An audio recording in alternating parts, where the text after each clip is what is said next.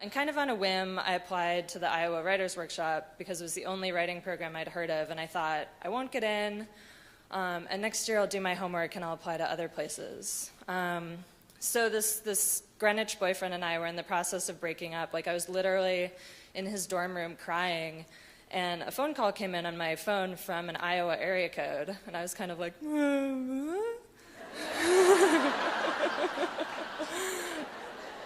and sure enough, it was the director calling to offer me a spot. So I kind of bumbled my way to Iowa, not knowing what I was getting into. My first year, I was a complete hermit. I never went out. And in the fall, this Greenwich boyfriend and I had managed to get back together. And so he called me at some point when I sort of first arrived, and he told me this. He'd been on Nantucket with his family, and he told me this story that had happened to him that day, which was he was riding his bike while wearing tennis whites and swinging a tennis racket as he rode, and somebody backed a golf cart into him and knocked him off his bike, as he richly deserved. And he fell off and he cut his leg, and the man who was driving the golf cart refused to apologize. And this blew my boyfriend's mind. It just sort of unseated his notion of the way the universe worked and common courtesy, and it just didn't seem possible that this person wouldn't apologize to him. And I sort of made sympathetic noises. And then a few weeks later, after we broke up again for good, I wrote a short story about it.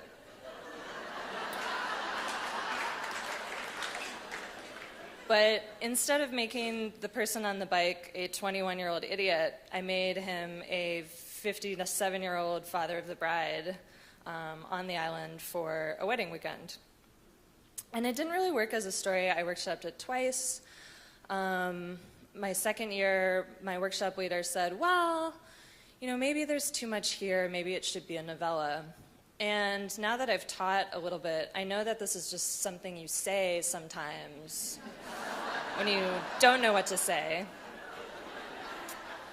But at the time, I took it very much to heart, and I thought, the world needs more of this story.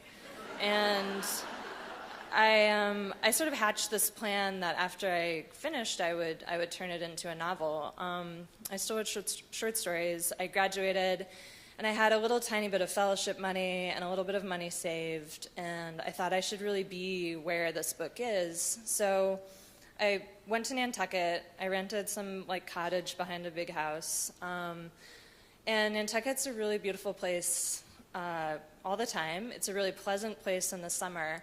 I was there from October 1st to June 1st, when it's windswept and empty and gray. And I didn't know anyone. And at one point, I went 5 weeks without having a face-to-face conversation with anyone, beyond, getting my change at the grocery store. I started to get a little weird. There was a house across the street. It was the only other occupied house on my street, and it was kind of a ramshackle house that this family had held on to. And they were sort of the local drug dealers. There was this constant flow of cars in and out, and they didn't turn on the lights in the front of their house, and I'd see them moving through it with flashlights. It was sort of spooky.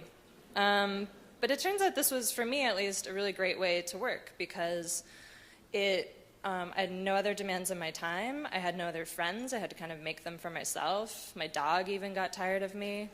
And it forced me to sort of just confront the process of how long a novel takes.